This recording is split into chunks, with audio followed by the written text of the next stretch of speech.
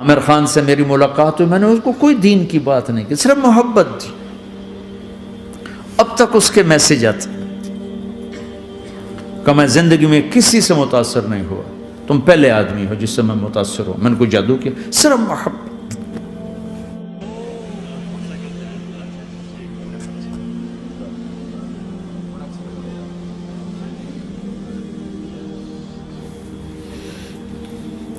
لوگوں کو محبت دو، قریب ہوں.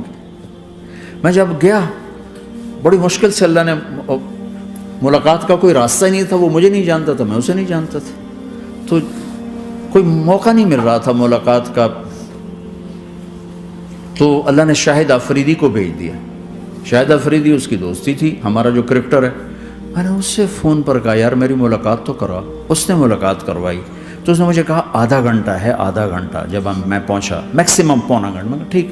میں گیا تو وہ سہما ہوا چہرہ کہ بھئی مولانا آ گیا، پتہ نہیں کیا کہیں گے، بھئی یہ تو کیا کر رہا ہے، تو حرام کر رہا ہے، ناچ رہا ہے، گا رہا ہے، توبہ کر، ابھی تیرے لیے دوزخ کا فیصلہ ہو جائے. پتہ نہیں کیا ہوا، وہ ڈرا ہوا سہما ہوا تھا. تو میرا ایک دور کالج لائف تھا. میرے اللہ نے مجھے ہدایت دی اور میں 3 دن کے لیے میں اس دوست کو، اس کی نسلوں کو دعائیں دیتا ہوں جو مجھے زبردستی پکڑ کے لے گیا. نہ میرا تبلیغ سے کوئی تعلق، نہ واسطہ، نہ میں کوئی ان سے متاثر.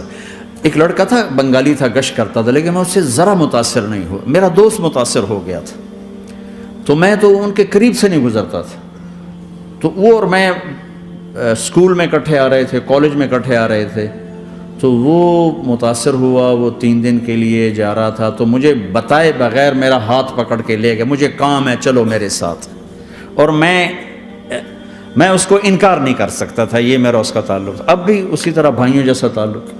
میں اس کا احسان ماں، مجھے زبردستی لے گیا. ہمارے پنجابی کی مثال ہے، کبے نو لت لگی وہ سدھا ہو گیا. وہ جو ہوتا ہے ہنچ بیک ہوتا ہے نا، اس کو کسی نے لات ماری تو وہ سیدھا ہو گیا. مہربانی بھائی تیری لات سے میں سیدھا ہو گیا. تو مجھے تو وہ کبے والی لت پہ گئی. تو اللہ نے مجھے اس طرف لگا دیا. اور جب میری کالج لائف، میں نے کالج کا بہترین سنگر تھا، اسکول کا بہترین. یہ جنید جمشید کیا ہے جو اس زمانے میں یہ سارا کو ٹھا میں نے سارا کیا ہے. تو اب وہ بیچارہ ایسے بیٹھا ہوا. تو میں نے اس سے بیٹھتے فلموں کی باتیں شروع کر دی. So I grew up with this feeling that اب میں جب بھی میچ کھیلتا تو میں جب جیتتا تو میں اس کو دیکھتا، کبھی کبھی اس کی فیملی بھی آتے ہیں. اب دیکھیے کوشش تو کر رہا ہوں میں جیتنے کی. اب جیتنے کے بعد اب جب میں اسے اور تھوڑی دیر بعد کہ میں نے محسوس کیا کہ فرام 60 to 72 جو فلم انڈسٹری کو جتنا میں جانتا تھا اتنا وہ نہیں جانتا تھا. تو اس کے اوپر میرے علم کا روپ پڑ گیا. اس کی لائن کا علم تھا نا. تو حیران پریشان، یہ واز تو ہو رہے. تو کبھی دلیپ کمار کی باتیں شروع ہو گئیں، کبھی راج کپور کی شروع ہو گئیں، کبھی محبوب صاحب شروع ہو گئے، کبھی مدن موہن شروع ہو گئے. وہ آدھا گھنٹہ تو یوں ہی گزر گیا. تو آدھے گھنٹے کے بعد میں نے کہا جی ہمارا تو ٹائم اوور کا نہیں، اٹھیں چلے ادھر چل کے بیٹھتے. میں کھانے کی ٹیبل پر تھا تو وہاں جا کے بیٹھ گئے. پھر وہیں باتیں شروع ہو گئیں.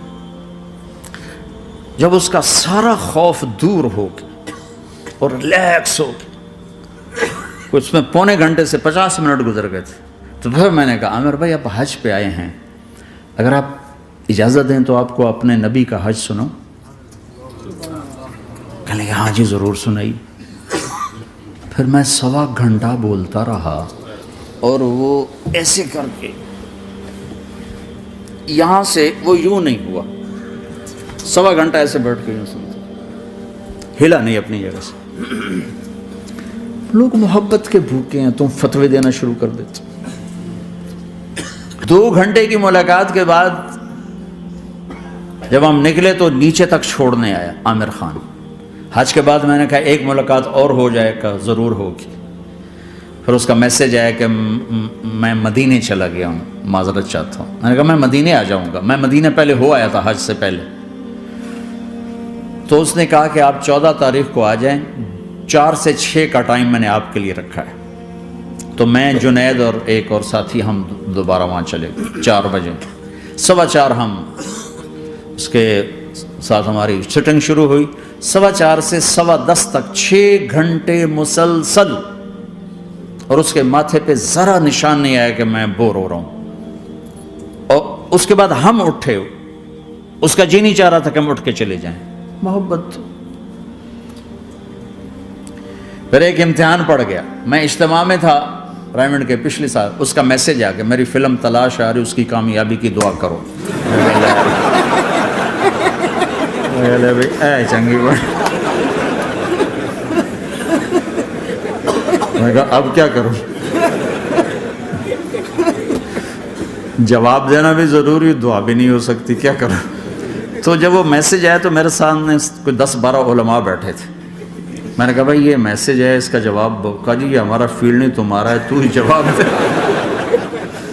میں سارا دن سوچتا رہا, مجھے کوئی جواب سمجھ میں نہیں آیا کہ جان بھی بچ جائے, جواب بھی چلا جائے. پھر اگلا دن بھی گزر گیا, مجھے کچھ سمجھ میں نہیں آیا.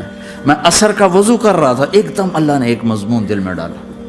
تو میں نے فوراً بیٹھ کے اس کو میسج کیا کہ عامر بھائی جو کریٹو ہوتا ہے نا ذہن, یہ اللہ کسی کسی کو دیتا ہے. تخلیقی ذہن یہ اللہ تعالیٰ کسی کسی کو دیتا ہے, ہر ایک کو نہیں دیتا, اور یہ اللہ کی بہت بڑی عطا ہوتی ہے.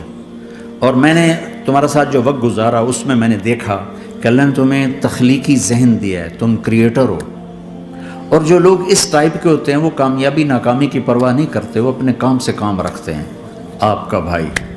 تو فوراً اس کا میسج آیا, آپ ٹھیک کہہ رہے ہیں, آپ ٹھیک کہہ رہے ہیں. بات ہو گئی پہ میں تھا ہانگ کانگ, میں نے وہاں سے اس کو میسج کیا. دیکھو کسی مصروف آدمی کو براہ راست فون نہ کیا کرو, میسج کیا کرو کہ میں آپ کو فون کر سکتا ہوں, چونکہ میں اس کا بہت ستایا ہوا, بہت ستایا. تو میں نے اسے میسج کیا کہ میں طارق جمیل ہانگ کانگ میں آپ کو فون کر سکتا ہوں, میں آپ کو فون کر سکتا ہوں. میں ہمیشہ اسے, اب بھی میرا فون پہ رابطہ ہے, میں پہلے اسے میسج دیتا ہوں میں آپ کو فون کر سکتا ہوں. اگر اس کا جواب نہ ہے پھر میں نہیں کرتا ہوں.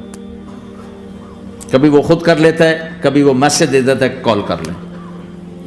تو تھوڑی دیر بعد اس کا فون آ گیا, کیونکہ میں اس وقت دلی میں ہوں, کانفرنس میں تھا. تو میں نے آپ کا میسج دیکھا تھا, میں اٹھ کے باہر آ گیا ہوں, ابھی آپ سے بات کر کے پھر میں جاؤں گا.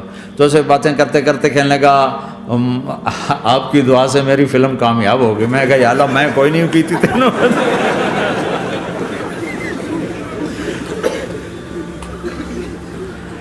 بھائیو محبتیں بانٹو, نفرتیں تو پہلے ہی بہت پھیل چکی. نشہ پلا کے گرانا تو سب کو آتا ہے, مزہ تو تب ہے کہ گرتے کو تھام لے ساتھ.